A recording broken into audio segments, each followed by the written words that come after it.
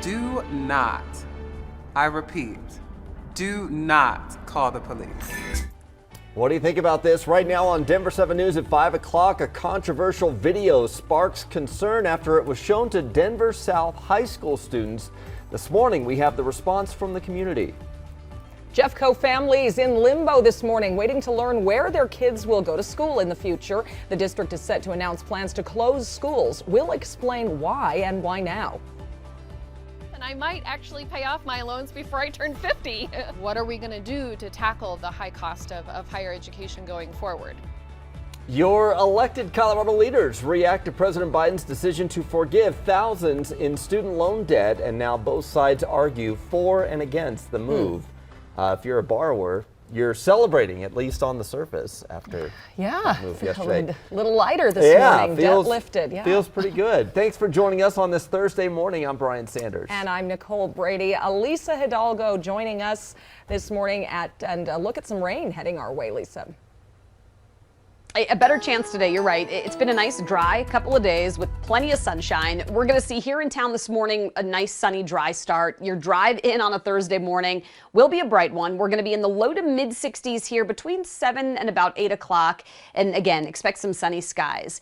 Hourly planner still pretty warm. We're going to hit highs right around 85 to, again, near 90 degrees this afternoon, but it's going to cool down a little faster as we get some thunderstorms developing. Denver 88 today, mid to upper 70s for the foothills, 60s to low 70s there in the mountains, so a pretty warm one. Now, take a look at this afternoon. A better chance we're going to get, again, some pockets of heavy rain near some of the burn scars out west and some showers here. The risk of flooding here, Jason, in Denver is going to be pretty low today, but we could see some heavier showers tomorrow. Details on that coming up. Yeah, I saw some flash flooding in the south where there's roads closed. I saw some in California where they washed out one of the interstates. Part of I-10 was washed out from flash flooding. Right now here in Metro Denver, seeing nothing of the sort. We have a good drive on C470. As you can see, westbound, eastbound down here, Quebec looks really nice. Take a look at the overall drive. I'm still seeing lingering construction out here to the east side, whether it's on Pena Boulevard on the outbound side. That's why it's slower coming in from Tower Road over to 56th, and over here on the eastbound side of I-70. As we saw yesterday, Peoria over to 225. They ran late yesterday, past 5:30, almost 6 o'clock. I'm hoping it's not going to be the same case today, but I am seeing a bit of a traffic jam out there. No problems on 225. There is a rollover crash over by DU being cleaned up at University and Evans. Also a crash up here on the north side, 80th and Chase, just a little bit west of Sheridan. Today is the day parents in Jeffco will find out, will their school be on the list? That's right. The district will unveil recommendations for which elementary schools to close or consolidate because of low enrollment. And we know that's an emotional issue, especially if it's in your neighborhood. Yeah, let's bring in Denver 7's Veronica Acosta. She's live in Golden, where the school board will be meeting tonight. Veronica, the district says these smaller schools just aren't able to provide a quality experience anymore. And this is a spot where parents might hear the news that they're expecting. Of course, like you just mentioned, no mom or dad wants to hear this exact news, but this is a reality. Jeffco has enough building space for 96,000 students right now. Only about 69,000 students are able to take up that space, and that's because of declining enrollment in the district. Get this, it's been happening since 2001. We're talking about more than 20 years now. Declining birth rates, families moving because maybe things are just getting a little too expensive here, and the pandemic, of course, those are part of the reasons that's happening. And now the district says they can't put off these really tough decisions much longer. 49 of Jeffco's elementary schools have a student population under 250 or are utilizing less than 60% of their building. But choosing which schools to recommend for closure was about more than just those numbers. The district's chief of strategy told us it's really like figuring out a puzzle. There's just a lot of factors and things to figure out about proximity of schools and places where we can, provide the best possible experiences for our students. So we looked at a lot of things. Ultimately, our goal is sustainable elementary schools. And our hope is, and sometimes when we're able to combine two school communities, we are able to really strengthen and sustain one school for that community, hopefully for the long term. And we really want to mention this because it's really important to add that even if an elementary school is closed, with the exception of Conifer and Evergreen, they're not too far from each other. We're talking about roughly 1.3 miles. So it's not like students are going to have to be traveling across the county to get to their new school. That's not going to be the case.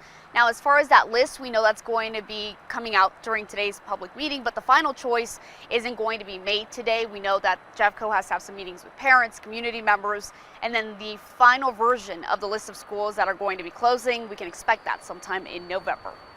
We're in Golden this morning. I'm Veronica Acosta. Number 7. Yeah, that's when the school board will make the final vote on that.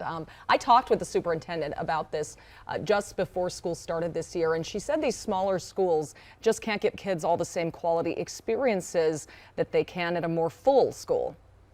And so if we're able to combine some schools and have a more robust enrollment, then we solve issues like having split grade levels where second and third graders are in a classroom together, where we have part-time enrichment and electives opportunities for students like art, music, PE. Yeah. Sadly, district leaders have told me that this is kind of just the beginning here. They're going to have to look at closing middle and high schools in the near future. Yeah. Not an easy decision, certainly, and a lot of factors, too. We talked to the Jeffco Teachers Union, and they hope the district has a plan for teachers and other staff members at the schools they close. Certainly, if they're serving the students in their buildings now and those students are going to go elsewhere, then those students still need the same teachers and they still need the same paras and they still need the same bus drivers that are getting them to their school now. So our hope is that there is some sort of process in place, and they'll work with us in doing that. So in a statement, the Jeffco Teachers Union proposed using the closed schools in ways that help the community, like turning them into community centers or even affordable housing. Meanwhile, Denver schools teachers have less than 1 week until their contract expires. The teachers union wants a raise in line with the rate of inflation, but it comes at a time when budgets may be tight. Where would they move money around to make sure that they can pay teachers at the rate of inflation and pay teachers what they deserve? Well, the good news is that, yes, while budgets have been constrained over the last few years, this year, DPS has received more money from state funding than we've ever received in the past 5 years plus. So that amount of increase alone can help. But we've also gotten $200 million of ESSER funds from the government that can help us through with different aspects. So that offsets aspects of the budget. After tonight's round of negotiations, the two sides will talk one more time next Wednesday, which is the day the contract expires.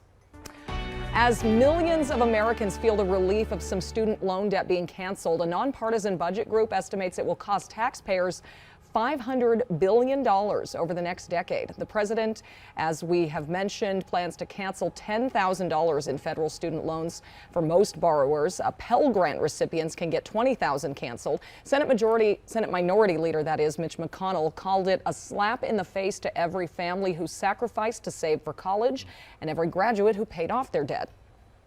Why forgive loans that someone is knowingly, they're signing something saying that I'm taking on this debt, I'm responsible for this debt, and then complain after they pick a job that doesn't pay their debt.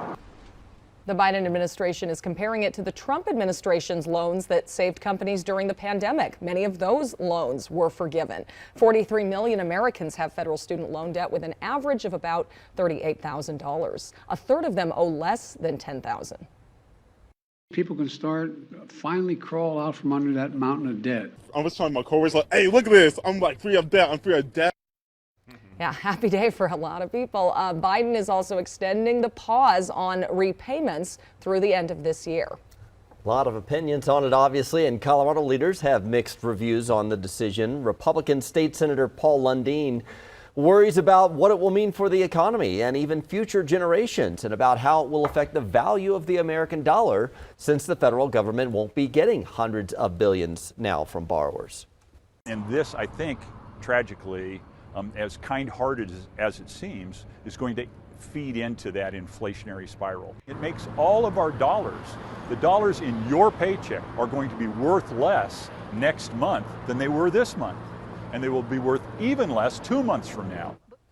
Colorado Congressman Ed Perlmutter, who is a Democrat, does not buy that argument. If anything, he thinks it could strengthen the economy.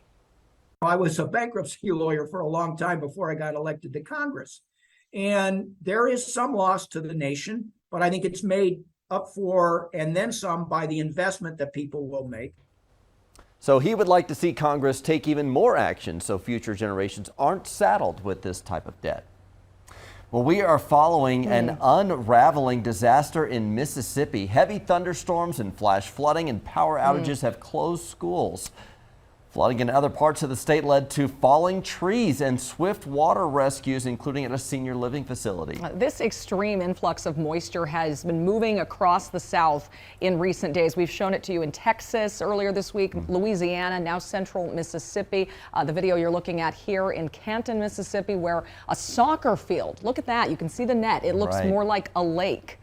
Starting Sunday, the storm delivered a summer's worth of rainfall in Dallas, and that led to flash flooding. The heavy rains then moved east into Louisiana and Mississippi, and unfortunately, there is no relief in the forecast just yet. The rain is expected to continue off and on through today. Lisa, we have dried out since our recent rain. Yeah, we had a good 2 days to dry out, and now we're going to see another round of it today. And I'll show you where it could get a little bit heavier both today and tomorrow coming up.